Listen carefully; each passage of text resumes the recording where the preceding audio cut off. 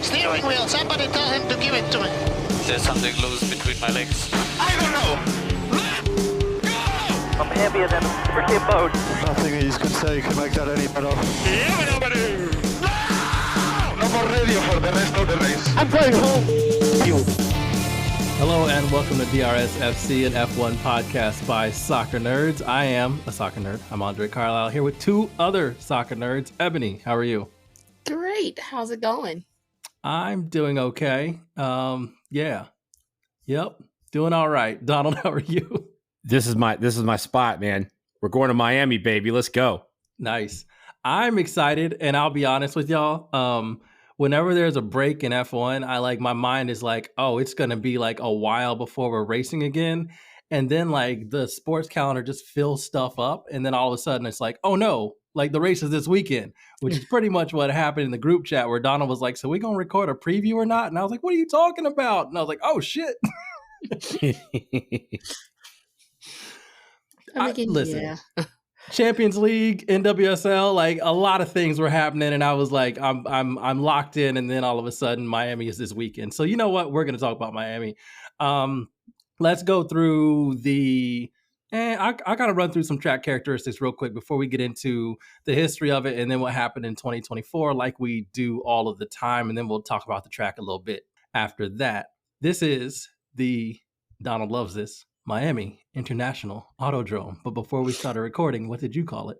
It's the parking lot of Hard Rock Stadium. I literally tailgated at turn one. That's what I do. Tailgate, I think turn 1, 2, 3, 9, and 10. Those are my sweet spots of places that I have had a burger and other alcoholic beverages. And there were no race cars there. So, but this weekend there will be. So don't tailgate at turn 1 this week because they're going to need it.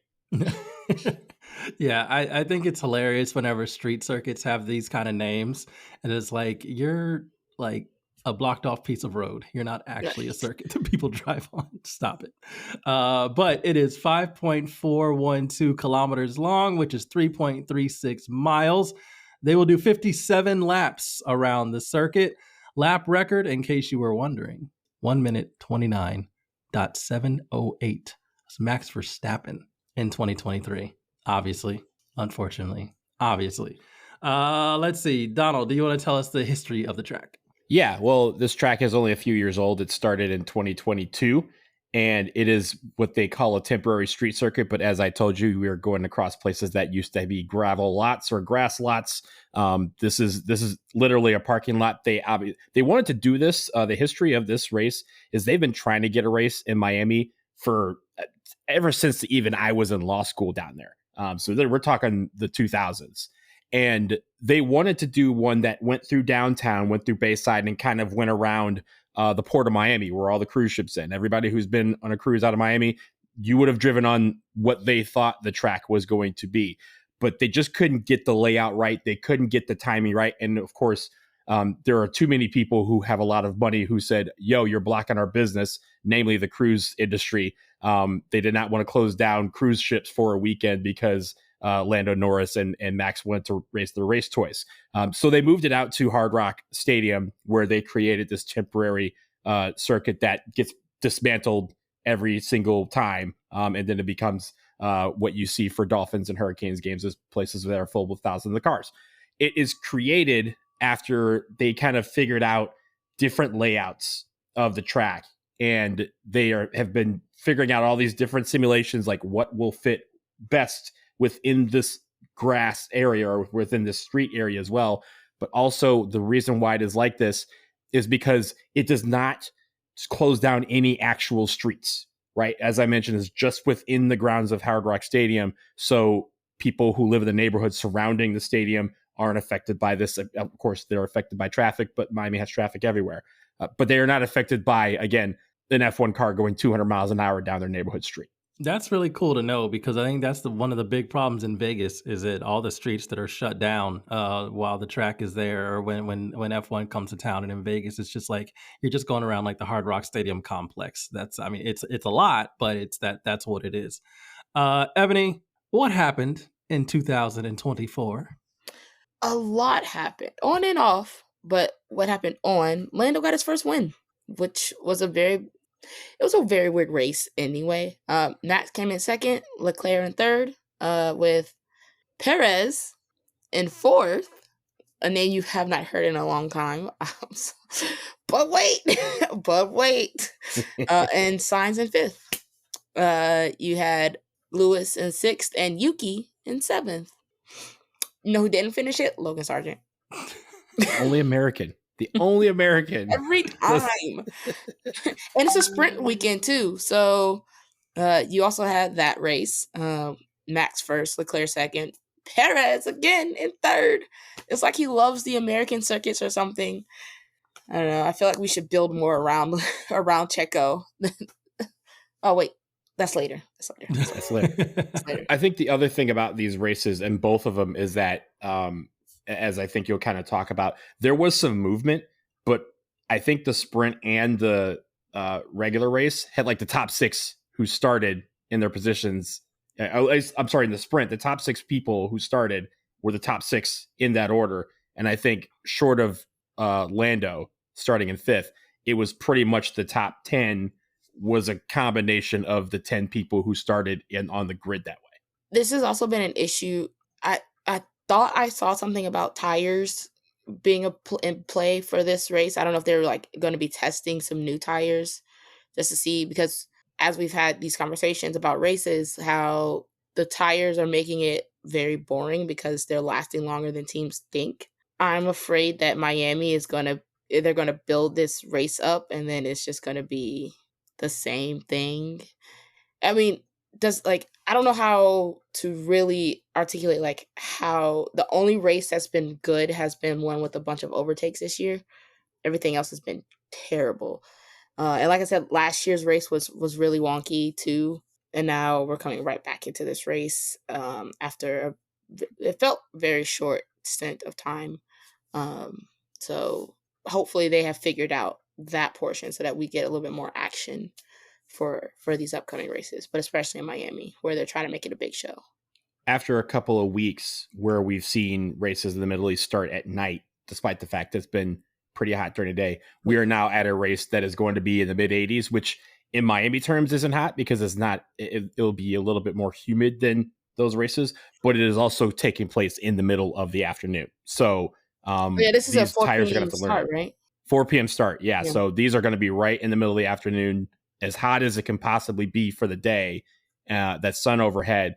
That is going to be interesting to see how the tire strategy works, because we've had some semi-boring races lately because of the fact that it's been a bit cooler. Now these tires are going to be eaten up, not necessarily by the road, but by the heat in the air. Yeah, I definitely want to have a conversation about the start time, because I know they do it for like to maximize like European audience and all of that. You don't want to start it too late when it's like midnight or 1 a.m. over there.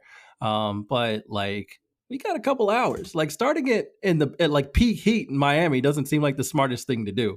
And it's definitely not the safest thing to do for drivers. So it won't be super hot, but the humidity is going to be like 114% because that's what happens in Miami.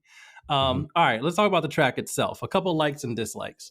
I'll just give some off the top figures. 19 turns in this race. There are 3 DRS zones. There's a very long straight, there's a start finish straight, and there's kind of a curve straight, which is kind of nice. Not many passing opportunities, to be honest. I mean, most street circuits don't allow for a ton of passing. It's usually passing right after a straight or right before a straight, which is kind of what you're doing here anyway. I think turn 11 is a passing area. That's turn 17. That's before you kind of do the one little S, swooping S before you get back onto the start finish straight. And of course, the start finish straight before the turns there. That's another passing opportunity. And all of those areas are like the lead up to the end of a DRS zone too. So like DRS plus a straight is kind of the way you're probably going to see a lot of cars pass one another. And quite honestly, that gets a little bit annoying, but I think kind of to touch on what Eboni said, like this is kind of becoming a qualifying championship where track position on Saturday is your best bet to gain points or gain position in the race on Sunday. Now, don't get me wrong. There is going to be some opportunities to pass. This is unlike the other street circuits, again, because it's kind of not on a regular street. They can make they make the lanes a little bit wider, right? It's not like Singapore or Jeddah where it felt like, and even Vegas for an extent where it felt like they're very, very narrow because that's what the street gave you. This is an opportunity where they can make it as wide as they need to. And in some cases there is, but as you mentioned, some of these turns are kind of tight. And so you're going to see some guys take some lines. I believe that's how Logan Sargent got knocked out of the race, is he tried, it was a turn that they tried to, the first turn of the thing where they tried to take too tight of a line and it wasn't as narrow as it is in some parts. And you're going to get some of those crashes. I don't think you're going to see what we did a couple of weeks ago where people are kind of grazing the wall because again, this is a little bit wider of a track. So you don't have to take those ultra tight lines. I'll be honest. I don't know how I feel about this track as a whole. I think I'm kind of up or down on some street tracks. Sometimes just the spectacle of driving in an unnatural space is interesting. Like it's interesting to see like cars zoom around the sphere in Las Vegas. That's kind of fun. Like Azerbaijan going around the castle. Like that's kind of fun. Here, yeah, I know. I don't really get that from anything around here. And some of the things are kind of like, they almost seem like, I don't want to be too harsh, but it almost feels like rudimentary track design. Like, oh, we're going to have like a little S section here. Ooh, what if it turns like this? And then, ooh, like we're going to have this slow speed section. But it's just, instead of it being like a really technical slow speed section, it just feels annoying. Like there's only one real way to get your car through there. And it's kind of the case in that very narrow part of Azerbaijan, in Baku, that little, twisted turn thing. But it's got like at least a couple technical pieces, and getting your exit out of that is very important. There's only kind of one way to take the exit out of this to get onto the back straight. So I don't know how I feel about this track. It's definitely not one of my favorites. I like having another race in the US, but I don't know how I feel about this track. Ebony, what are your thoughts on it? I feel like it's a very cramped track. Like I feel like we're all kind of saying the same thing. It's a cramped track, and I don't really see a lot of movement happening this weekend. Just because you're going to be so far out ahead, especially if you already have a very fast car on the straights. There's 3 essentially big opportunities for you to take that and go.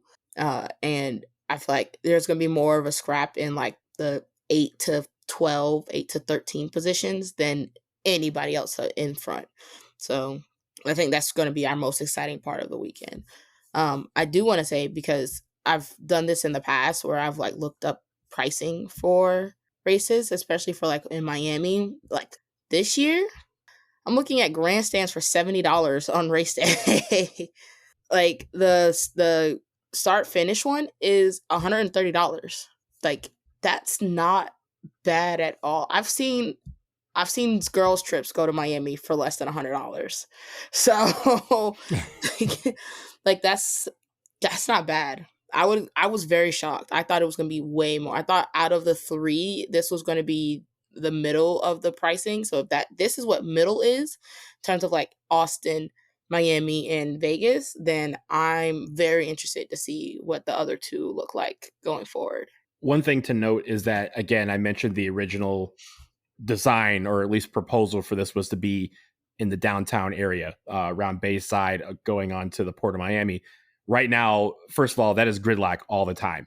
There is also construction that is on the causeway right there, where this track would kind of curve back around towards downtown. So this track would be out of commission if they were doing it downtown. Having said that, I have a proposal for this particular track for next year. Is you take that long straightaway and you just extend it all the way to Tootsie's. If you know, you know. It's not that far. Wow. It is an integral part of the going to Hard Rock experience. And maybe they could see a little bit more of Miami.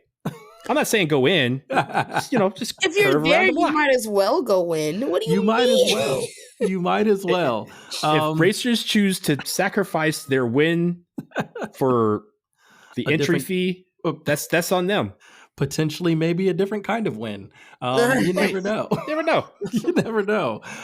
If you're confused, Google Tootsie's Miami. No, don't Google it. do that. Don't Google it. Take our word for it. You know, you know. Don't listen to that, man.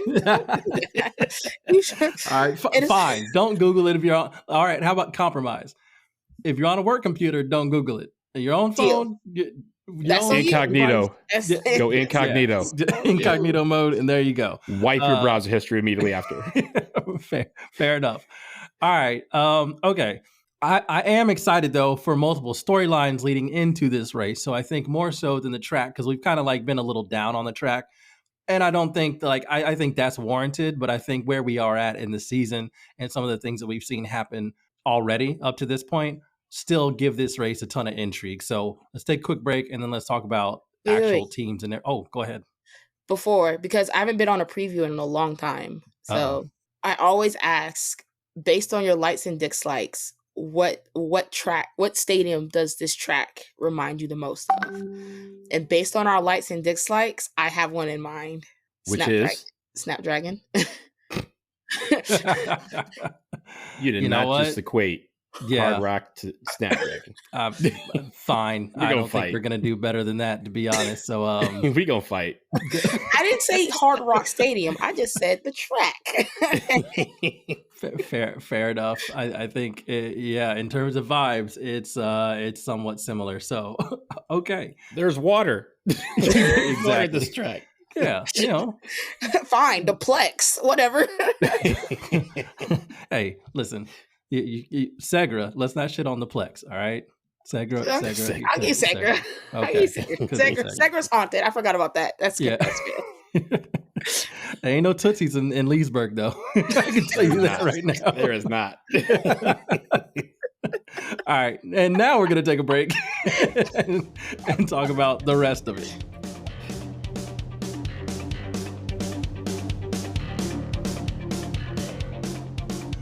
All right. Oh boy.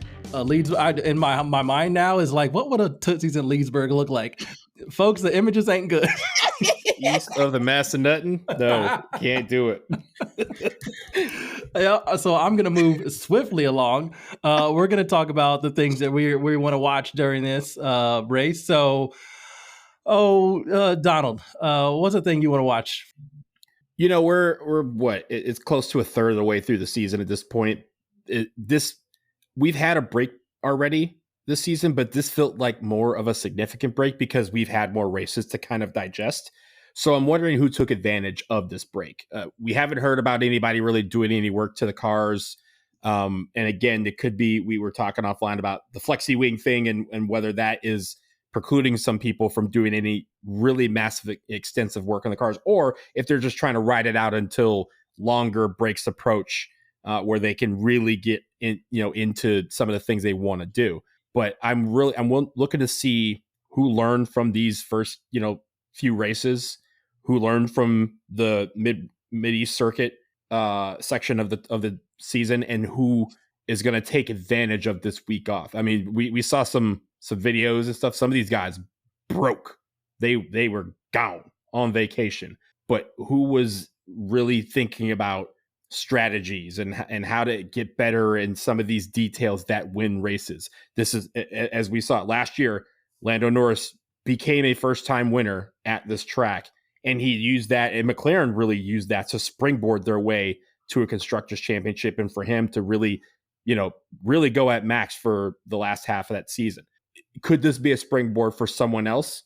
It all depends on if you've done some work during these last couple of weeks to really make you and your car better. Yeah, I think that's the thing that I've been a little bit disappointed about in terms of reading and listening to a few things that I haven't heard anything about, like, ooh, this team's bringing this upgrade, or, well, I'm sorry. I think it's, was it Matt Summerfield on, I think he writes for Planet F1. I think he used to write for Autosport or Motorsport, one of those.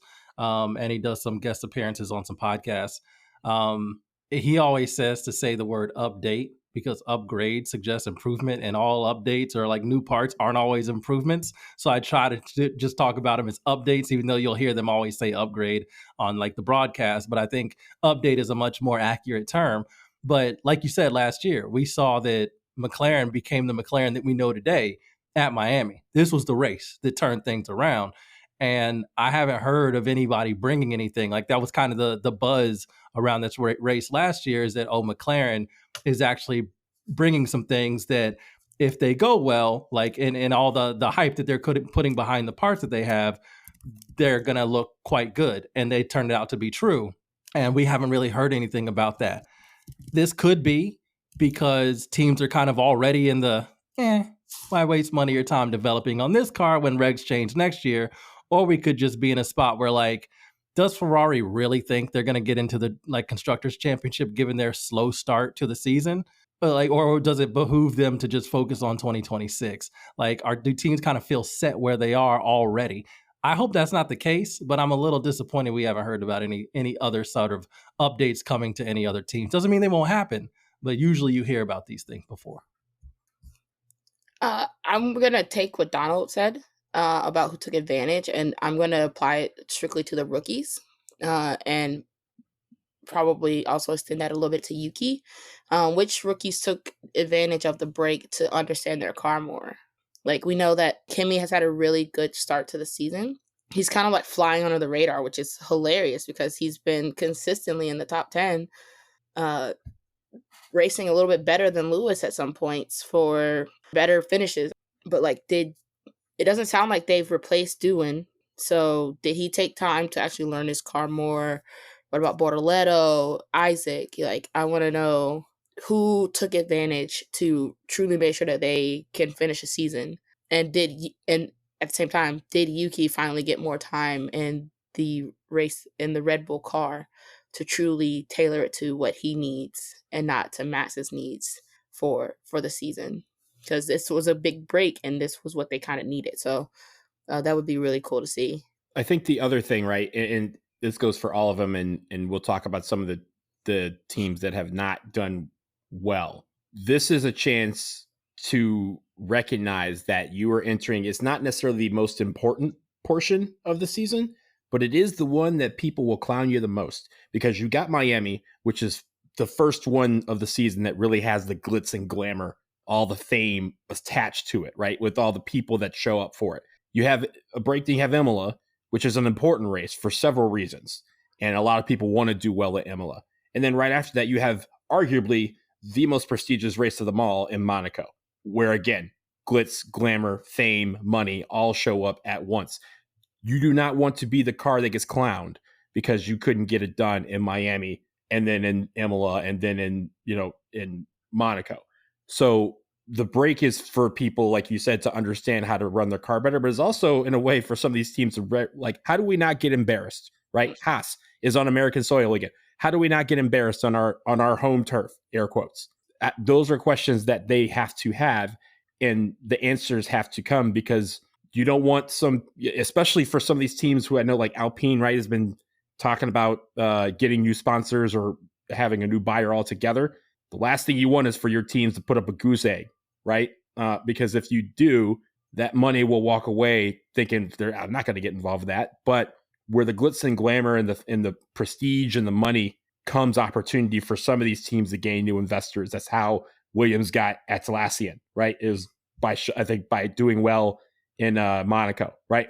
Those are the things that you want. This is the first part of that 4-week kind of important section of the season where money can be made, and for some of these rookies, their contracts could be secured.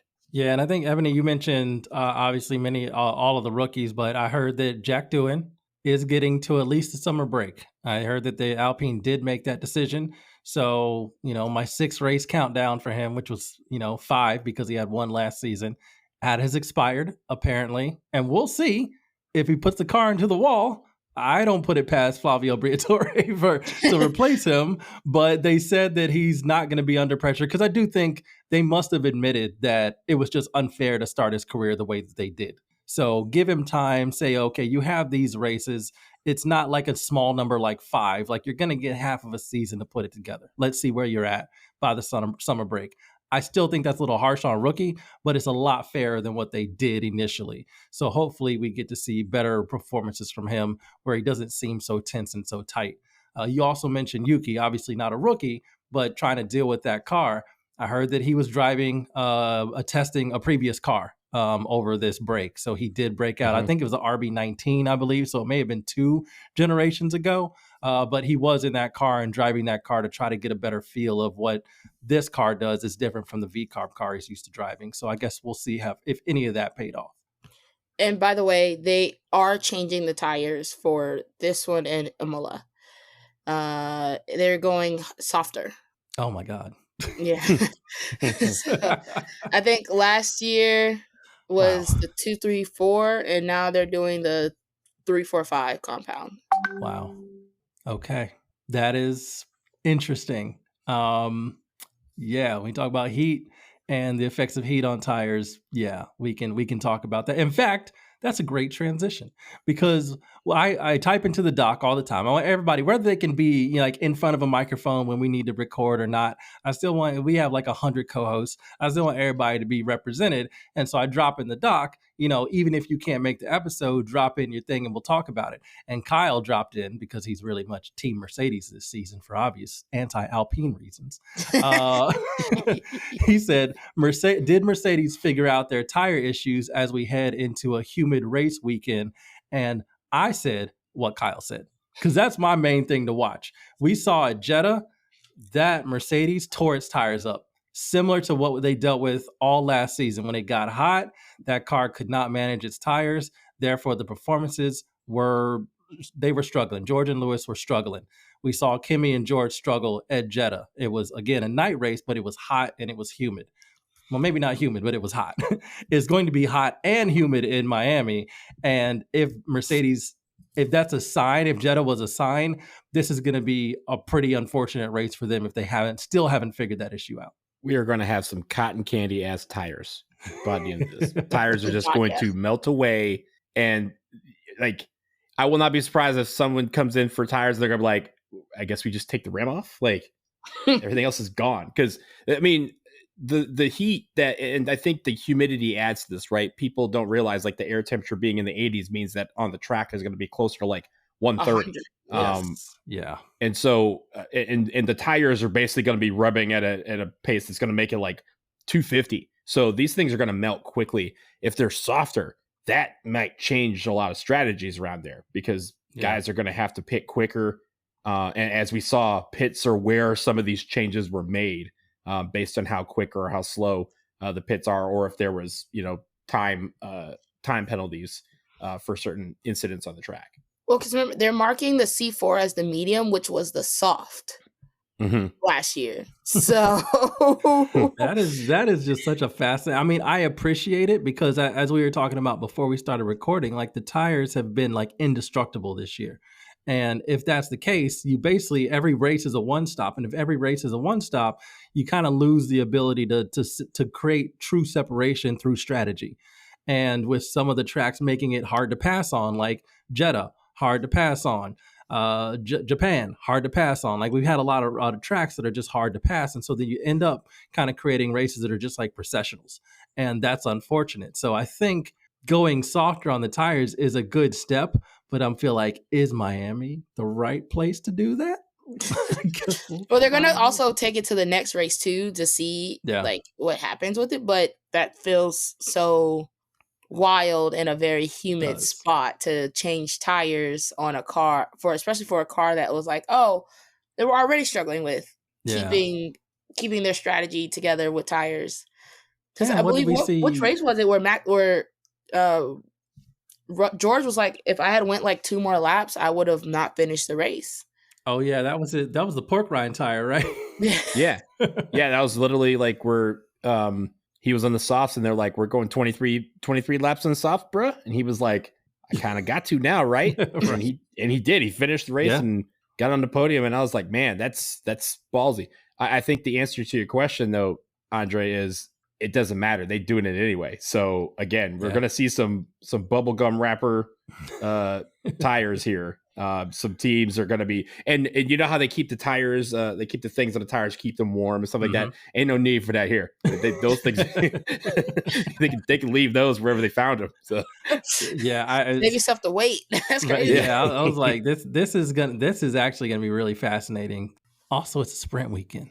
right? And you get one less set of tires. That's right. Exactly. Not only do you get one less set, you also have 2 fewer practice sessions. So remember that time when they were like, nobody's ran the hard tire. We don't know what it's going to do. We're probably going to end up in a situation like that, because why in the world would you run all 3 tires when you got to figure out, you got to get everything right in like one practice session, and then you have 2 qualifyings and 2 races to do. Like, I know you can change things between free practice 1 and the sprint qualifying.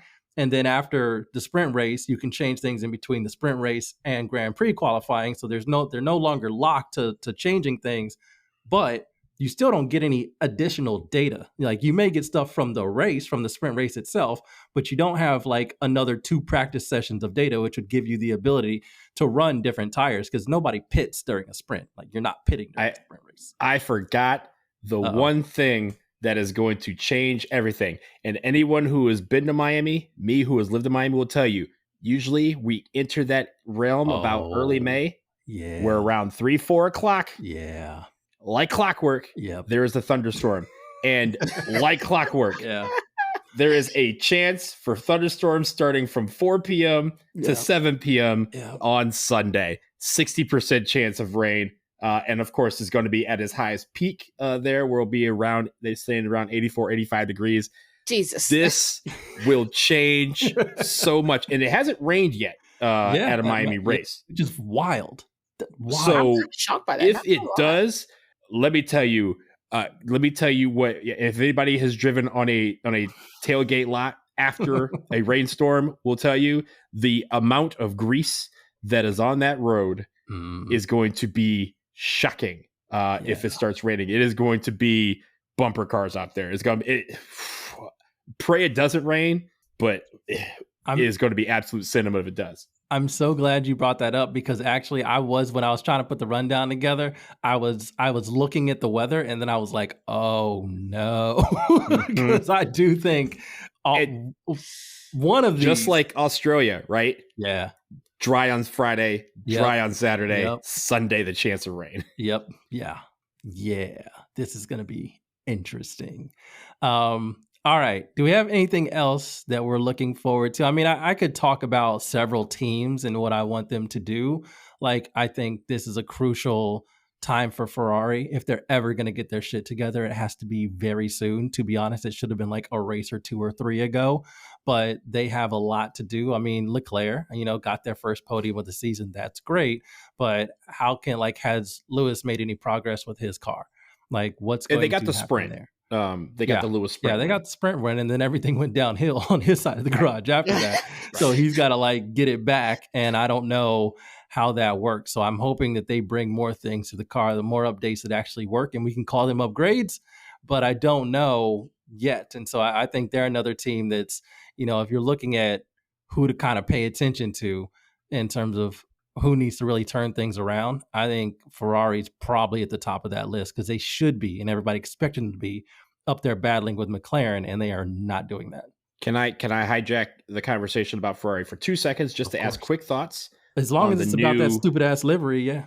I was gonna say I haven't seen the livery, but I saw the jumpsuits, right? The light blue. Our thoughts on the Miami blue? No, Ferrari V carb. Yeah, they're like, we're not trying to wear red right now. You will not. You won't catch us slipping. We will not be wearing red hats. But here's the thing: if they end up podiuming this, we got some questions we got to ask. We bringing this to Imola? We can't, because it's Italy, right? It's home track. But if they do their best work in light blue and white, we're gonna have some questions. Yeah. This is that. Yeah, you should check the group chat. Doug put a link to their livery, and it's not completely blue and white. They just expanded the blue and white part, so now it's more to the what was on the back of the car is now more towards the middle, and then the front wing has blue and white on it too, and it just looks stupid. I hate it. I am peeping game right now. Yeah, we're gonna. They said that you will not get us this weekend. You can call us a lot of things, but you won't call us that. Okay. It's the Hewlett Packard blue too, so it's not even like the blue that they're wearing on the jumpsuits. It's a different type of blue, so that is where it gets a little bit confusing. It looks very American. I'll tell you that. The red, white, and blue pops. That's there's that. disgusting. How dare they? Yeah, There's no way that this is what it looks like. that's apparently what they're rocking with. I don't like it. I've seen a few comments that are like, if you're gonna do it, like lean all the way in, and I guess I kind of agree with that too. Like, just get all the red off of it, just make it a completely like white base car, put the blue accents on there and that. But also, it's just like, why is that your I don't like it. I don't ever like when Ferrari isn't red. So, and I think they even mess up the red for the actual livery, this season. I don't think to me that's more of a muted red. They should be Ferrari red. That red is distinct, it's iconic, it's classic, and they went away from that. So like I got a lot of beef with Ferrari this season. If anything, they could have gone yellow, right? Because you got the yellow that's normally part of it, but also the shell. You could have gone black, because black is usually a part of everything. I get, and I know some teams do the hats for certain races. Like they could have just done the red with the Miami style hat. Millions of people would have bought it anyway. So this is a choice. I'm not hating it. Okay. But it's missing some key details here. This looks like tech beef, but it's like the blood and Crips because you got HP and IBM.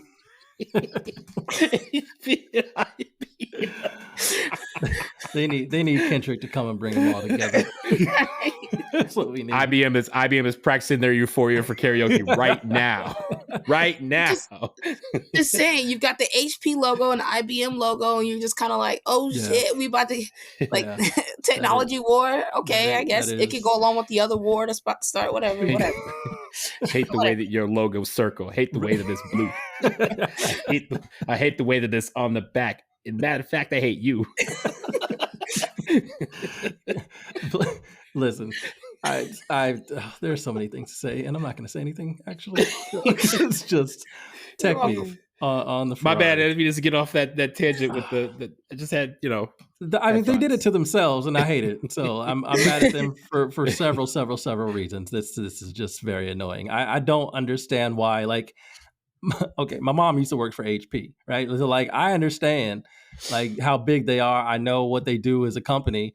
I just don't think they're big enough to be telling Ferrari, hey, look, we gonna sponsor y'all, but you gonna put our blue on the car. I don't think they're that big. If Ferrari was like, no, because we're red, they'd be like, all right. Like, I don't understand why this has happened. I'm so annoyed.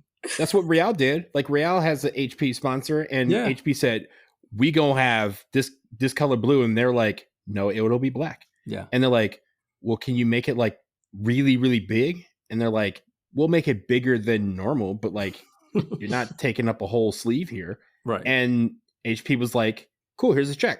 So if Ferrari is on that level as far as like stature and prestige in their sport, like I feel like they could have made some requirements for the livery. But honestly, this is like that point.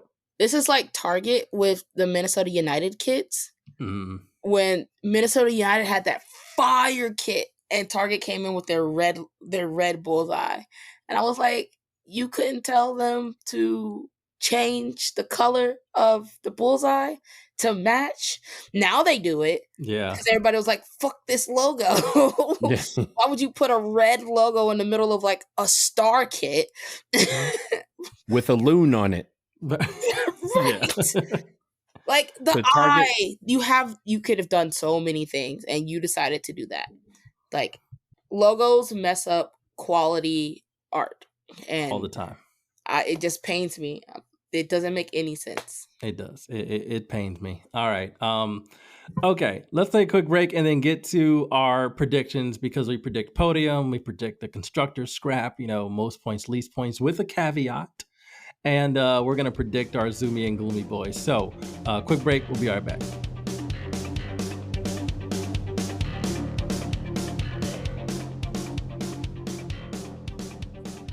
Okay, let's do it. I'll read Kyle, since Kyle, was, I think he wanted to be on this episode. So, our bad for him not being us to being able to record it when he wasn't available. But I do appreciate dropping things in the doc. So I'll read what he has to say out first, and then I'll have Eboni, you go, and then Donald, and then I'll do it before we move on to the next section. We're going to start with podium predictions. So Kyle said Oscar Piastri. is winning this race. He said Max Verstappen is second and George Russell. So he's got faith in Mercedes. Again, anti-Alpine propaganda. That's where he's coming from. I'm also a little bit surprised to see that he's got a little bit of belief in Mercedes, but also Ebony, you might too. I do, because I feel bad. I forget about George every race week. I think a lot of us do, because he's just kind of like chilling there in third or fourth consistently. And our biggest fight has been Oscar versus McLaren. So I also think Oscar takes this race. Okay. I think he is zooming to the top, and he's having fun. Second is George. I know tires have been an issue, but I think he's been managing all of it really well as like the number one driver in Mercedes. So I'm gonna not forget about you this week, George. I got you. And then 3, I think Lewis, just because he says fuck it. He wants to get up there. And I think something stupid's gonna happen this race. So he's gonna luck into it and then just tell his engineers to like fuck off. So I mean, if we get the weather, then yeah, I think that's definitely a possibility. But also, George didn't do well with his tires on at Jeddah, so I'm concerned about him here. But we'll see. Again, rain can change a lot of things. Donald, where are you at? So I have Lando going number 1 for the second straight year here at Miami. I think if you think about this race in equivalence to golf, this is kind of the McLaren slam that we have here. Tiger did his Tiger Slam, and it wasn't full calendar year, but it ended up being exactly a year. He kind of won, 4 majors in a row. Actually won 5 in a row. But Lando, I think, is in the middle of that, and he's going to remember the feeling that he had, and I think that's going to propel him. Number 2, I think, is Charles, or as he says in DTS, Charles. Or Charles. There's 2 S's in his name, apparently. I have him going second, and then I have Oscar Piastri, who has been dominating the last few weeks. I think he still makes the podium and gets third. Yeah, fair enough. I can't wait till we do our Drive to Survive review, because I think I'm going to make y'all mad with my thoughts on Lando, if I'm being honest. Oh, no. They had puppies. They had him with never. We'll save it. We'll save it. Yeah. Save it. We're gonna do it, but I'm sorry. We're gonna have several conversations. My podium, Oscar. I just think Oscar's in like the growth that he's shown. He's won 3 of 5 races this year already. I think that's incredible. He has the same amount of wins as Lando Norris. I have seen. I don't know. My voice keeps getting weird. I have seen that some people have said, like, throughout the stat, that like Oscar, like what Lando's done like 80 something races and has 3 wins, and Oscar has like a much smaller number of races and has 3 wins. And yes, correct. Like mathematically that is correct, but also it ain't like the McLaren has been a race winning car for all that long. So, but I will say, since it has been a race winning car, Oscar, especially this season, has seemed like the driver who has progressed the most. And that is interesting. So I think he's going to continue doing that. And I actually think that's where a lot of Lando's struggles are coming. And he's actually not necessarily competing with Max. I think he sees himself as, I'm supposed to be taking the lead with McLaren. But this kid here, Oscar, won't make mistakes, won't get out of the way. So we'll see. Anyway, deeper conversation for later. Lando second in terms of my podium predictions, and Max third. I think if it rains, Max is going to get on the podium. That's just kind of what he does. All right.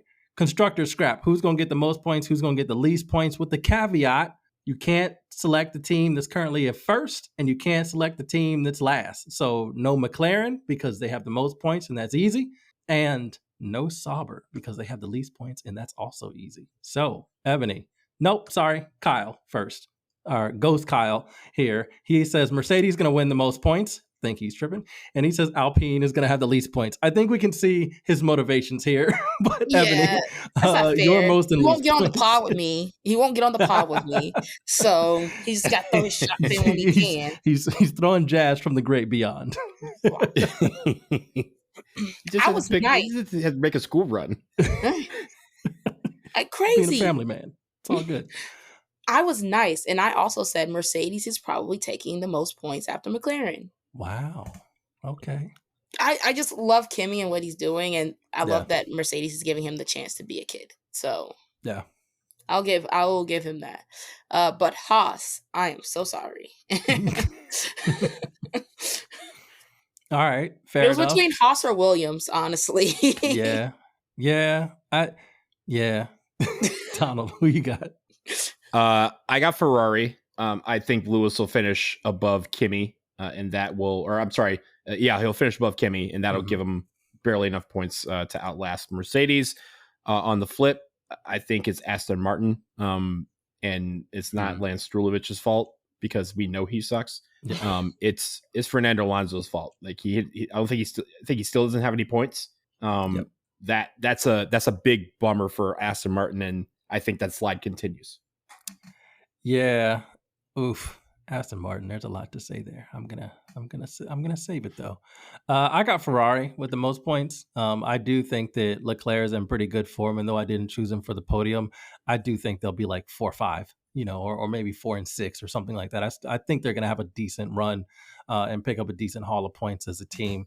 So I got Ferrari, and least points. I'm sorry, Ebony. I too have Alpine. The only reason I didn't choose Haas is because Haas's car really doesn't do well with high-speed corners, and there aren't a ton of high-speed corners at this race. It does pretty well in the other types of corners, so I think it might be okay, but also who knows? Last time it was a rainy race, Ollie Behrman did not have a good time at all, so he could be really struggling in this race if there is rain. All right, Zoomy and Gloomy Boy predictions. Kyle has Yuki as his predicted Zoomy Boy. I kind of like that. And he's got Lando as his predicted Gloomy Boy. I don't know what he's expecting to happen there, but it seems like it will be a complete 180 from what happened last year. So that's very interesting from him. Ebony, who you got? Zoomy and Gloomy. I had Kimmy as my Zoomy Boy, and I was really struggling with a Gloomy Boy, as I don't think anybody has like a terrible weekend. But I feel like it'll just be like a meh weekend for a lot of teams, or they're just kind of like, yeah, we're just kind of like coasting now. We see what the season's going to end up with. But I hope it could very well be Max as a Gloomy Boy. Love that. I'm here for that. Always, as you know. So, hoping your prediction comes true. Donald, your Zoomy and Gloomy Boy predictions. So my Zoomy Boy prediction is nobody that's on the grid yet, because Checo's back, baby. Checo and Cadillac are supposed to announce this weekend that they are going to be partnering up. I hope it happens. Cadillac is supposed to be introducing their livery at Miami, which makes a lot of sense given that this is, kind of the glitz and glamoury American track. So I'm just going to say that already they're going to be taking some wins, and Checo, for the first time in a very long time, will be the Zoomy Boy in my mind for signing a contract. Who's your Checo Perez? Yeah, so my Checo Perez Memorial Gloomy Boy Award prediction is Pierre Gasly, and it's only because last year I think he's finished 9th in the sprint, and he had to really rally to do that. Everything else, he was 12 or below and didn't really muster a lot of fight there. And again, that was with Ocon kind of helping him, as kind of a second person for Alpine to kind of move up the grid. With Doohan expected to be near the back of the pack, you can't really expect for anyone to really help him advance. So, yeah, I think it's going to be a difficult weekend for him specifically, because I think it's just, again, there's not a lot of opportunities for him to move up the grid, and he doesn't really have the juice so far, or at least shown the juice in a lot of these races to really mount any confidence that he will. Yeah, I think they're struggling with the development of that car, and I really think they're going to be a team that's really affected by when the flexi wing regs really get strict again, after Barcelona. I think they're going to be a team that really struggles because they're struggling right now. I think that might be one of the things that's helping them a little bit. So if they don't figure things out, it's going to be a problem. A lot of Alpine slander on this episode, Ebony. I'm sorry. I didn't plan it. I don't know if I believe that. I didn't. It's not my fault. It's not my fault at all. I'm wearing pink in blue. I'm doing the livery for them. So Donald is rocking them like Miami, like what is the Vice City hat? It's a dope hat. I like it a lot. So it's got like that blue gradient to pink. I do like it. So it is very Alpine, but also it's actually Miami Heat and not Alpine at all. Which it's true. To be honest, you might not want to even be Miami Heat right now. True. Oh boy. True. Good Lord. Aren't they down by 60 points at one point? Jesus. How does that even happen in playoff basketball? Anyway, all right. Different podcast. My predictor, Zoomy Boy and Gloomy Boy.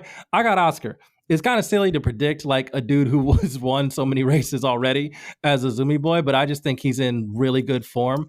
And I think that either he's going to do another ridiculous kind of overtake on Lando, or like nobody's going to see Oscar like the whole race. Like he's going to qualify on pole, he's going to take off down the road, and he'll be seconds ahead. I think we could see one of those kind of performances from Oscar because I just think he's in a really good place with that car right now. And this could get really, really tough for Lando, as I said earlier. So I'm not going to go into all of that. My Gloomy Boy, Ebony, this should make up for the Alpine slander. It's George. That's my predicted Gloomy Boy. The reason is because what I've been saying, and again, if this isn't true, this is going to be a really poorly aging episode for me. But if Mercedes, my whole thing is Mercedes and those tires. When it's hot, they weren't good all last year. When it's hot this season, the one race we've had in Jeddah when it was hot, they weren't good. I think that if that's the case, if that's the trend continuing, this will not be a good race for him or Kimi. And so that's what I kind of think. And George was, I agree, like an unsung kind of part of, like he was on the podium multiple times to start the season. And it's like George was always up there mixing up with the McLarens, which I think was kind of unexpected. And if he kind of goes through that portion and we don't really recognize him, and then it's over already because now like either other teams have caught up or you get to hotter races and they can't, like the car can't perform the same. It's going to be really unfortunate for George that like, yeah, you had that great start, but nobody cares and nobody gives a shit anymore because now look at you. Like that's where I feel like this might be the beginning of what's happening with George, but we'll see. We'll see if I'm right or wrong. But does that make up for Alpine slander at all? I guess. You hard, damn. I tried, Your whole thing is about Alpine and Mercedes. I got a Mercedes driver, their main driver, as a Gloomy Boy. What else can I do? I'm just messing. I am happy because all of the Alpine slander is just going to come back and it's going to be glorious when we get to the end of the season. And I'm like, yeah, you see that tattoo? See that tattoo? That was Alpine supremacy right there. Okay. They came back and shocked the world. Listen, all right. I think like we haven't actually discussed the actual like design of the tattoo itself. I'm sorry, but I think you just said Alpine supremacy, and I think Alpine supremacy needs to be they in the tattoo. I think we need Alpine supremacy in it. I'm concerned because looking at the table, they got a long way to go. And I'm very concerned that that's going to happen, especially with a rookie like Jack Doohan, who's not a Kimi Antonelli kind of talent. So I am concerned about their ability to make up a lot of points. But hey, we'll see. Hey, if they can do it, then that's going to be a tattoo well worth it. Okay, if they can make it to the top, into the top 4 above Mercedes, I will happily wear that tattoo proud. Alpine supremacy. Here for it. All right, let's wrap this up. Let me tell you when things are happening so you can pay attention and follow along. Again, sprint weekend, so only one practice session. It's Friday, 12:25 p.m. Eastern time on ESPNU. Then you got sprint qualifying just 4 hours later, 4:25 p.m. ESPN News and ESPN Plus. Sprint race, Saturday, 11:55 a.m. So wake up, get yourself situated, and, have an early lunch and watch the sprint race. It's going to be on ESPN. And then stay tuned because Grand Prix qualifying is Saturday, 3:55 p.m., also on ESPN. Unfortunately, here in the States, there are several sports that are having, like, in the middle of their really intense playoffs. So, like hockey and basketball, these series have been fun in basically both sports. So your Grand Prix is not going to be on ESPN at all. It's going to be on ESPN Plus. So it's funny that like the sprint and qualifying are on ESPN, but they're like Sunday at 4, can't do that. Yeah, can't do that. We got other things we need to put on TV, which is another reason. You got to think about it. hockey is both Florida teams playing each other, and the series is at 2-2. Yeah. This is why I'm like, I don't know why this race is 4 p.m. One, for the heat, and also because like everything else is happening. So That's maybe probably why the tickets are so cheap, because they're like probably they're like Florida hockey, where they're like or Indoors. Indoors, indoors. or Miami at 4 p.m. in the sun. Yeah, right. Exactly. Like you've got on a normal weekend, no sports weekend, no other sports weekend in Miami. There is a lot to do. Donald said, "Go down to Tootsie's." There's a lot to do in Miami any other time, but now particularly this time, there's a whole lot to do. I'll be watching the race. The race is going to get the big screen for me because I have ESPN Plus. That's what it's going to be on Sunday at 4 p.m. Then there's a replay Sunday at 10 p.m. That will be on ESPN News if you want to catch it there. But yeah, I really have a lot of questions about the timing of this race. I think they really didn't do themselves in terms of maximizing the audience, and in terms of like driver safety, they didn't do any favors at all, because these are middle of the day, peak heat, peak weather times. And so, yeah, we'll see how that affects everything too, because I'm sure it will. All right. We're done. We'll be back to review the race. Subscribe, all that business. Pay attention to the feed. We thought we were going to have a review out of Drive to Survive, but we didn't have enough time. But that is coming. There is another break coming. Isn't it after this race? Mm-hmm. Okay, so we'll make time to record that, because I need y'all. Ebony's reaction when I said I have something to say about Lando was hilarious. So we got to record that soon as well. But so we have more pods, promise, coming out, but we'll definitely have our review out after this race is finished. So for Ebony and Donald, I'm André. Vroom, vroom. Vroom, vroom. Vroom, vroom.